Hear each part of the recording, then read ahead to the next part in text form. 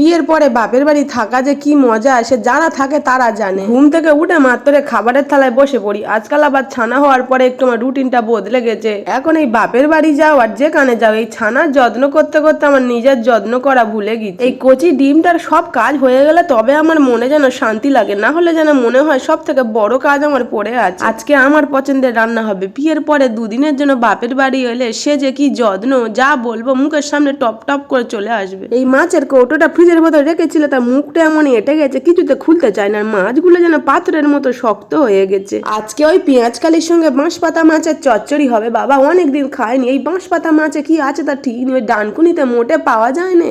আমার বাবা আমার মাকে কত করে বলে যে তুই গ্যাসে রান্না কর, উনুনে মোটে রান্না করিস নি, কিন্তু আমার মার এই গোঁজা মেরে মেরে রান্না করা এত পছন্দ সে আর বলার কথা নয়। এই উনুনে রান্না করতে গেলে দুটো চোখ দুদিকে রাখতে হবে, একটা এই গর্তের দিকে আর একটা কড়াইয়ের দিকে। একটুখানি চোখটা এদিক ওদিক করেছি কি আগুন যেন উপরে উঠে আসতে। তাও তো কাঠের জাল অনেক ভালো, কিন্তু আমার মা এই থেকে গরুর খাবার খড়কুটো গুঁজে নিয়ে এসে দেখ না আগুন যেন গায়ের ওপর উঠতেছে। দূর হয় এই খড়ের জালে কেউ রান্না করে, একটুখানি গোঁজা মারতে ভুলে গেছি, সঙ্গে সঙ্গে নিভে যাচ্ছে। মা তুমি রান্না করো, আমি এইসব জালে রান্না করতে পারবো নি। উনুনটা নিভে গেলে আর রক্ষে নেই। আমি পিছনে বসে ভিডিও করবো বলে বসেছিলুম, তা ধোঁয়ায় আমার দম বন্ধ হয়ে আছে। তাড়াতাড়ি উঠে যাই বাবা, না হলে পটল তুলতে হবে। এই সকালবেলা পটল তুললে হবে নাকি? তাহলে আমার বরটার কি হবে? তাড়াতাড়ি উঠে যাই।